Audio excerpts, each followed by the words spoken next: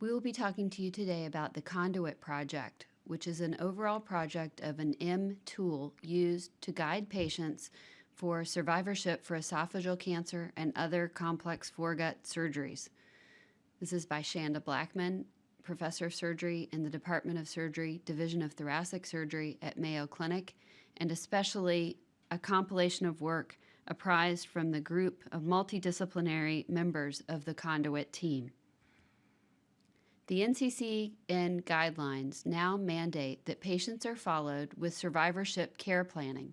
The survivorship care planning may include a delineation regarding the roles of the different providers, healthy behavior recommendations, a summary of treatment received, as well as follow-up and screening recommendations, and most importantly, information on post-treatment needs, including information regarding treatment-related effects and health risks when possible.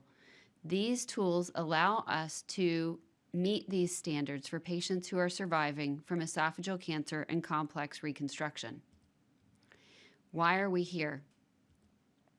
As we grow in learning, we more justly appreciate our dependence upon each other. The sum total of medical knowledge is now so great and widespreading that it would be futile for one man to attempt to acquire or for any one man to assume that he has even a good working knowledge of any large part of the whole. The very necessities of the case are driving practitioners into cooperation. The best interest of the patient is the only interest to be considered, and in order that the sick may have the benefit of advancing knowledge, union of forces is necessary. This quote by Will Mayo is the central focus of our entire Conduit Lab theme. In my first year of practice at MD Anderson Cancer Center, I worked to review multiple different cases of patients who had undergone esophagectomy. We identified groups of patients having a thoracic anastomosis that was either hand-sewed, circular stapled, or stapled side to side. When we looked at these different techniques, we found that in spite of the fact that there were a variety of ways that the esophagus could be connected to a gastric conduit, we discovered that the leak rates were relatively similar amongst the different groups. However, dysphagia and stricture was markedly increased in those patients undergoing a hand-sewn anastomosis. This was one of the first papers to look at such a large group of patients and start to drive how do we make patients have better outcomes with regards to post-operative quality of life assessment. Within my first year of practice, I discovered that esophagectomy is a heterogeneity of different practices. Most people offer patients surgery based on how they were trained, more than how they evaluate the review of literature, and more than they have as far as relying on review of evidence. There are very few randomized controlled trials to tell us the answer to such questions, such as what type of anastomosis do we use? What technique is better, whether it be open or minimally invasive? What approach is better, whether it be transthoracic esophagectomy, transhiatal esophagectomy, or Ivor-Lewis esophagectomy? Whether or not we should perform pyloric drainage? Whether a pyloroplasty actually causes more reflux after surgery? Or is a myotomy helpful? Or do we perform Botox injection for temporary decompression of the conduit and then later regaining pyloric tone to prevent bile acid reflux? Does the level of the anastomosis make any difference, whether the anastomosis is created in the thoracic cavity or the cervical space, and whether or not that anastomosis is above or below the azygos vein? And what width do we create the conduit? Wider conduits have a lower leak rate but have more boggy stasis, and narrower conduits seem to empty better, but there's no hard evidence on any of these factors. Early in my practice, I referred a patient back to the gastroenterologist for some issues after he had esophagectomy. The gastroenterologist responded to the patient and told them that he was very concerned that the patient had severe dumping because of the result of the fact that I had taken his vagal nerves. The gastroenterologist told this patient that the gastrectomy, the esophagectomy, and the gastric reconstruction connecting to the esophagus had dumping because I had resected the vagal nerves, as if that was something wrong. The patient came back to me and was angry telling me that he was worried that I had created a terrible medical error by accidentally resecting the vagal nerve. When I responded to this patient that that's actually part of the surgery and that this is a normal practice, that the patient was severely confused. And I discovered that these patients often get mixed messages when they follow back up with care providers who have very little understanding of what surgery was actually performed.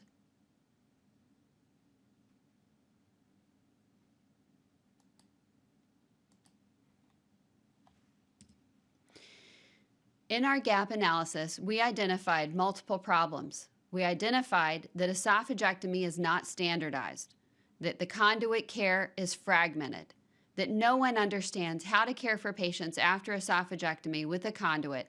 They don't understand how it should function or how to manage these patients or what optimal surgical approach is. Survivorship is in large part management of the conduit. There's no complete standardized assessment tool available to manage these patients. There are no tailored educational interventions for conduit patients who are having difficulty. Therefore, this problem is summed up again with Dr. William Mayo. It is worthwhile to secure the happiness of the patient as well as to prolong his life.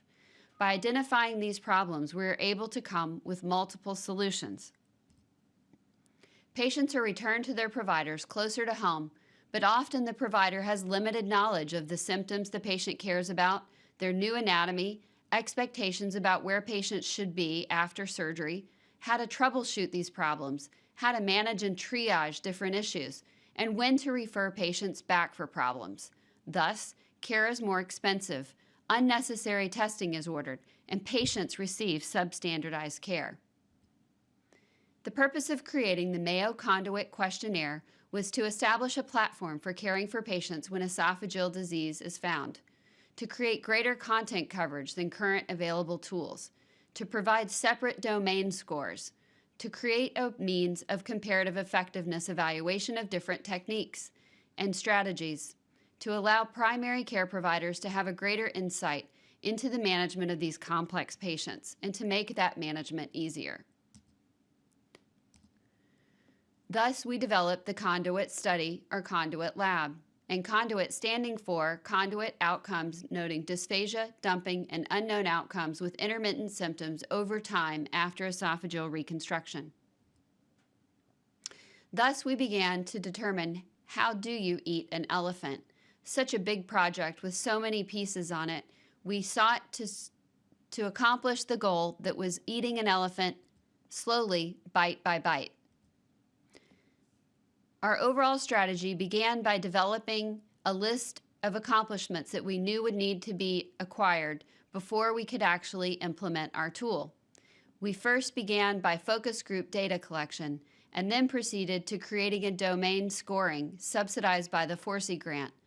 We then set to create standards and cut points where patients could be determined to be in good shape, intermediate, needing education, or in dire straits requiring a provider to evaluate them.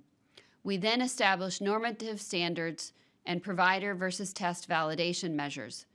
We then developed an app that was based on the scores and an intervention subsidized by the NOABR grant. We then developed the external validation process of taking the tool to other institutions to validate at their own practice. We also, in the future, hope to include this strategy and including it into the STS database patient-reported outcome measures, creating this as a standard of care for following patients, integrating it into medical records automatically, and using it for clinical trials and continuous quality improvement and helping with provider scoring. We'll begin by evaluating how we started with the focus group data collection. We prioritize patient-reported outcome measures. Surveys are developed by creating focus groups, questionnaires, data analysis, meta-analysis, or review of the literature. Our prioritization of how we establish different domains was based on the focus group, but multiple other methods can be used to delineate the most important domains that must be measured in patients for a tool. We started with the focus group in 2009 in my clinical practice in Houston. We had a symptom management esophageal support group We collected qualitative and quantitative data informing the content of the tool. We recorded the frequency and severity of symptoms patients experienced after esophageal reconstruction. The qualitative methodology for the focus groups was led by a surgeon moderator who was trained in focus group methodology. Cumulative sessions were then tabulated to create themes based on the frequency and severity of reports, and this is delineated, described, and published in the Annals of Thoracic Surgery in 2015. The previous study, spanning from 2009 to 2013, included postoperative patient encounters in 432 patients. The support group data were reviewed by a multidisciplinary group comprising all different spectra of patients who are cared for with esophageal cancer. We used this version 1 of the conduit report card to compare outcomes among clinic patients who received either a jejunal or gastric conduit at Houston Methodist Hospital, and pilot tested it subsequently within 26 Mayo Clinic patients from August to November of 2015. We then set about trying to establish the domains. This is published in the Journal of Health Quality Life Outcomes. The Health and Quality of Life Outcomes Journal is noted for such publications.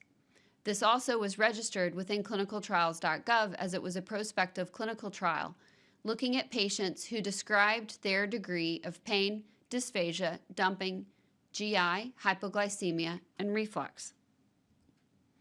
This prospective trial included 76 patients who returned 118 surveys. We established 5 different domains, and this was funded by the 4C grant development, which was an internal grant through Mayo Clinic. We had 1-month surgical follow-up, and then every 3 months for the first year, and then yearly for a lifetime, as the tool was offered to patients. Patients participated in initiated testing, and providers could also initiate testing when they detected a problem or on routine evaluation. Reevaluation following any educational or procedural intervention due to abnormal scores was also initiated. Those developmental findings of patients who were evaluated with regards to the domain of dysphagia, which included 14 different items, had a coefficient alpha for dysphagia of 0.87. The histogram can be seen to the left, and the scree plot can be seen to the right. This domain of dysphagia, as seen on the scree plot, showed the dominance of one factor was present and that the ratio of the first eigenvalue to the second eigenvalue was 3.97, and the variability accounted for by the first factor was 49%. When we looked at gastroesophageal reflux disease, the coefficient alpha for reflux was 0.78. GERD sum scores were positively skewed, as seen on the histogram to the left and the scree plot to the right. We also looked at domain setting for 2 separate domains of dumping. The dumping appeared to be bimodal, and thus we separated it into 2 different factors. We looked at dumping-hypoglycemia, which can be seen in the histogram to the left.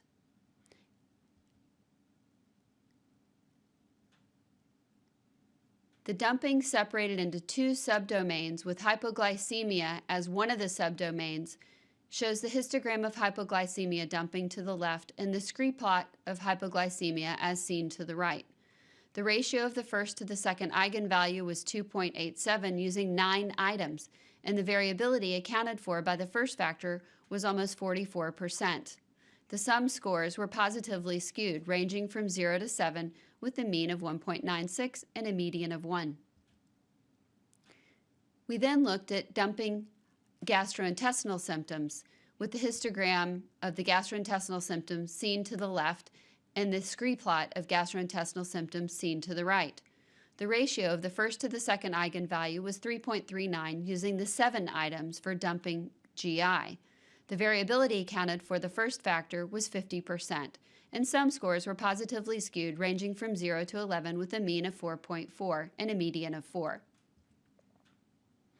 When we looked at the domain setting for pain, the coefficient alpha estimate was 0.83. There were only 2 items with 2 eigenvalues. The dominance of one factor was present in that the ratio of the first to the second was 6, and the variability accounted for by the first factor was 86%. The positive sum scores range was 0 to 17. We therefore show and publish the established 7 domains, 2 PROMIS domains plus 5 novel domains, which we established, including dysphagia, reflux, dumping-hypoglycemia, dumping gastrointestinal, and pain. We also separately measure within the tool whether or not the patient appears to be lactose intolerant by patient-reported outcome, whether or not they presented with a stricture or had a dilation, whether or not they had poor conduit emptying, and aspiration or hoarseness. The domain study findings demonstrate that the questionnaire has good content validity and psychometric properties. Our tool covers the major symptoms for patients undergoing esophageal reconstruction. The 5 multi-item scales had good reliability. An unexpected finding from our study was that dumping syndrome is better measured with 2 separate scales rather than 1. Going back to our overall strategy, we then set about to perform standard setting. The standard setting was a prospective trial with a goal to establish clinical thresholds for 5 domains. We set a panel of experts from multiple disciplines, developing descriptions of poor, moderate, and good conduit performance. We provided item ratings utilizing the modified Angoff method and discussions facilitated by 2 individuals. We reviewed results for final recommendations. This is published in the Journal of Patient-Reported Outcomes. This established when does a patient need education and when does a patient need intervention based on the 5 novel domains that we established in the prior publication. This was also registered under clinicaltrials.gov. The conduit performance descriptions are seen on the screen to the left. We included descriptions of how patients might be had they scored in the good, moderate, or poor category with regards to dysphagia, reflux, dumping, GI, dumping hypoglycemia, or pain related to surgery.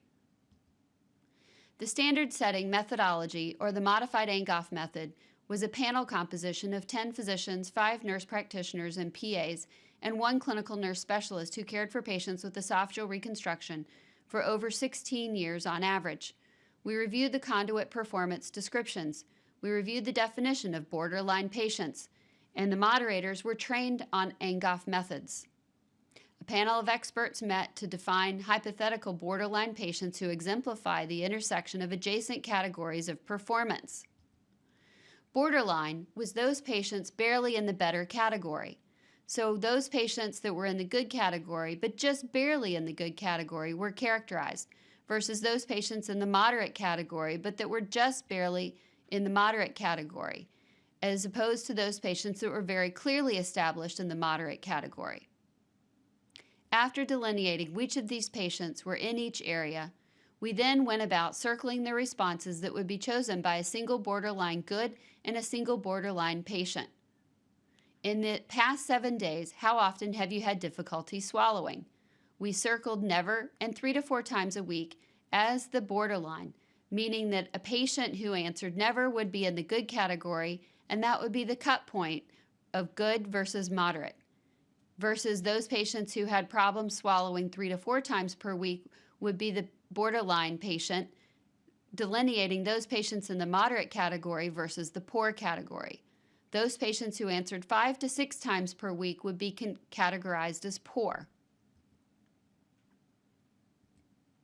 These were the set cut points that allowed us to establish standards and where patients might fall into each category.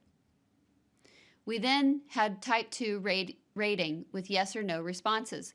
We listed the percentage of borderline patients who would answer yes and circled the percentages for borderline good and borderline moderate patients. For example, in the past 7 days, did you have problems swallowing liquids? We then performed the ability to circle those patients that were in each category of the borderline. We did the same thing for in the past 7 days, have you had problems swallowing solid foods? Each of these item ratings were compiled from the panelists, followed by a panel discussion. The average item ratings were summed and transformed into 0 to 100 score scales to derive final cut scores. panelist evaluations of the process and confidence within the rating task was collected.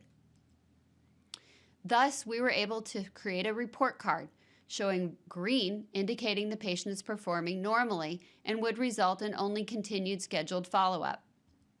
Yellow indicating the patient communicates some problems which may improve after behavior modification. This would result in targeted education and a retest.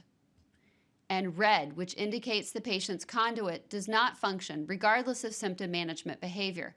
This would trigger a notification for a provider visit. In the standard setting study, we described the selection and training of panelists and the processes that we were asked to follow in order to support defensibility of cut scores. This study was an essential step in the process of validation of a tool that can be used to manage patients after esophagectomy. Angoff cut scores are set independent of patient data. They may not be realistic. The impact data are the percent of patients in each category. Performance in real-life settings. The standard setting methodology. At a follow-up meeting, 16 panelists were trained to use the modified Angoff standard setting method. Each judge circled again, as we delineated earlier, the survey responses that reflected borderline good and borderline moderate patients. Item ratings were compiled from the panelists, followed by a panel discussion. The average item ratings were summed and transformed into the 0-100 scale to derive final cut scores, and the panelist evaluation of the process and confidence within the rating task was collected. As you can see again, that conduit tool scoring system allowed us to create these standardized settings. We then created a flow diagram showing the triage of patients and how they would be managed based on their cut scores. We developed educational content that would be released to patients when they categorized as borderline or moderate. Those patients who were in the yellow zone would get targeted education to help them improve. This patient education was customized and recognizable content and created specifically for the tool.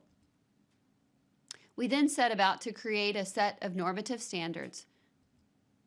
The normative standards are how patients score based on a large group of cohorted patients. We looked at patients, and on the screen to the left, you can see the standardized scores with the interquartile range, the median and mean, and the number of patients to the right that gave those scores. The number of scores on the top for dysphagia was 350. This is different than the number of patients creating the conduit questionnaire, as some patients scored more than once. We then performed provider versus test validation. This trial is almost near completion, and we expect internal validation phase to complete in the next few months. We now will talk a little bit about the app development based on the scores in the intervention. Wellpepper has collaborated with Mayo Clinic to create multiple phase development of an interventional M-Tool app that will be used to release to patients and guide them as they score their responses on how their conduit functions. Phase 1 includes integration into the EMR and database record keeping in a RAVE database. Phase 2 includes not only the survey, but results-driven education and preoperative tasks that the patient will complete as they're recovering from esophagectomy, as well as included integration into the EMR and continued export into a RAVE database. Phase 3 of the conduit survey also includes comprehensive pre- and post-operative care plans, as well as continued integration into the EMR database and exporting into a RAVE database. The interactive app is thought to reduce emergency department visits and readmissions. This has been looked at with multiple different cohorts of patients. John Axarian and his group from Canada has already reported how utilization of an electronic tool can be demonstrated to improve patient outcomes when applied to a patient cohort after lung surgery in this publication. The Mayo Clinic esophageal conduit report card will be provided to the patient, the support system, and care team. It is patient-specific. It is surgical procedure-specific. It is set against normative standards. It includes a summary report included in the medical record and provides trends and initiates intervention and can be used as a triage tool. Most importantly, this puts the patient in the driver's seat. It allows other providers to know when patients need care and guide care without making patients come back into the clinic for evaluation unless it's necessary. Early intervention with targeted education and patient-directed management, identification of complications, procedure interventions if needed, and improved documentation of the progress and issues, all together combine to create a technology-enabled solution for longitudinal esophageal care. Technology-enabled solutions include creating a better patient experience and improved health-related quality of life outcomes, lowering the healthcare costs and healthcare utilization, increasing the capacity for high-value consultations, and facilitating early transition of patients from surgery back to their primary care providers. This also can reform reimbursement models, establish a foundation of pre-to-post digital platform aligned with an emerging IT architecture, and scale to other conditions and all external to Mayo Clinic. This novel technology-enabled solution to survivorship allows patients to self-educate, share their report cards and care plans with caregivers and family to monitor progress, perform self-assessment through patient-reported outcome tools, enhance their ability to self-manage, track their progress over time, receive reminders when it's time to schedule follow-up visits, be directed to a provider intervention when they fail targeted education or when an urgent problem is detected, be better managed by their own primary providers and only return when they are in need of special attention, and when they return, the provider has a complete, detailed assessment of which they can formulate an education plan. The report card is benchmarked against normative standards now and has standardized expectations of how providers expect patients to be after surgery. The Conduit report card can be seen here with a color-coded score of how patients score over time. A complex pattern analysis using augmented human intelligence can then look at thousands of patients after esophagectomy, detecting the rate of those patients going to green over time. In this evaluation, you can see the patients over time, with each patient represented with multiple different tool evaluations, from the left being their early scores and the right being their later scores as each patient improved over time. This is called going to green, with the green scores all indicating that patients are now doing better. If we detect the percent of patients that go to green over time with utilization of the tool, we can start to detect improvement in care, improvement in progress, and improvement in the management of these patients. We've also looked at provider-specific dashboards to identify which providers do best.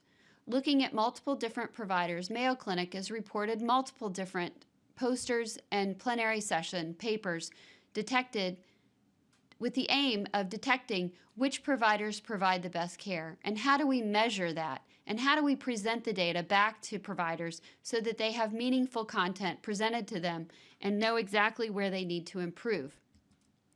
We've also used Python programming language to generate a dashboard for general thoracic surgeons from the STS General Thoracic Database.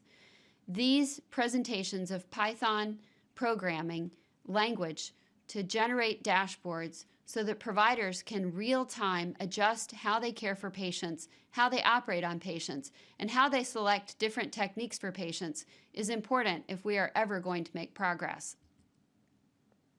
By creating a physician dashboard, the use of a computer program can help facilitate data collection and lead to improvement in surgical care.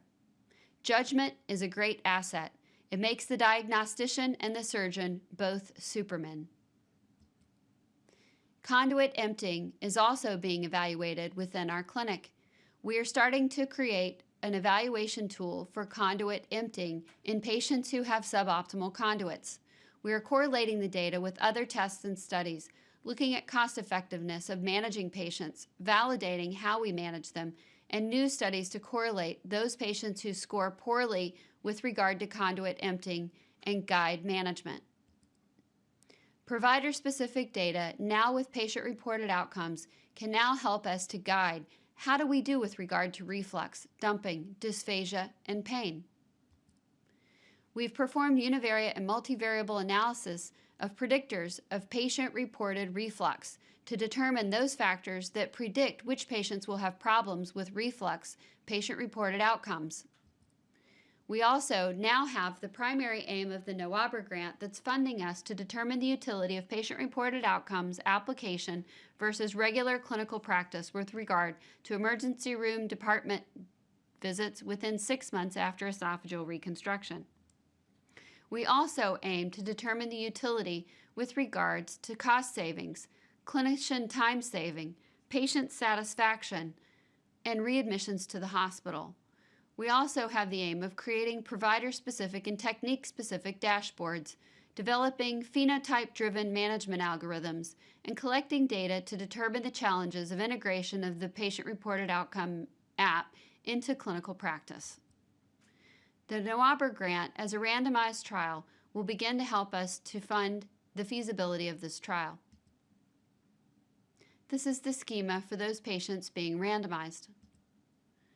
Again, we will seek to achieve external validation as we extend the offer through a interdepartmental data sharing agreement to offer this tool to other institutions. The Mayo Clinic platform for esophagus will allow internet triage of symptoms, patient referrals, management of disease, monitoring of patients. It will be the largest database of patients with esophageal disease known, and enhance quality care through comparative effectiveness and development of patient care process models. The patient flow for patients presenting with esophageal disorders, as you can imagine, a patient has upper GI complaints. They go to the internet. They go through a series of questionnaires that allow them to triage to questionnaires delineated towards guiding them for management and self-diagnosis and reflex testing for either achalasia, Barrett's or early esophageal cancer, eosinophilic esophagitis, or other problems. We can then triage and manage those patients according to how they present. Patients can be given evaluation with an appointment. In the meantime, we are also concurrently developing an anastomotic device, esophageal regeneration programs. I'd like to take a moment to thank the team and the complex multidisciplinary members who have all joined together to help us to create this program. No one is big enough to be independent of others, as Dr. William Worrell Mayo said. It is important always to recognize the multiple team members in the Conduit Lab that help us, specifically those patients from the Thoracic Surgery Research Team, the Center for Connected Care, the Kern Center, the patients from Mayo Business Ventures, the key providers in survivorship for cancer care, subject matter experts, survey research and Kern Center for the Science of Healthcare Delivery members, and those people who are participating with the Augmented Human Intelligence team at Mayo Clinic. Thank you again for your help. It's been an honor to work with you, and I hope that going forward, we change the practice of surgery and management of patients with esophageal problems. We also have recently published a failure to rescue, showing that patients who have outcomes at low versus high volume hospitals have a huge discrepancy in outcomes, specifically with regards to mortality and morbidity. The true physician will never be satisfied just to pass his therapeutic wares over a counter. The science and art of medicine is seen in how we create complex esophageal reconstruction, how we look at results after surgery. I'd like to thank you for your attention.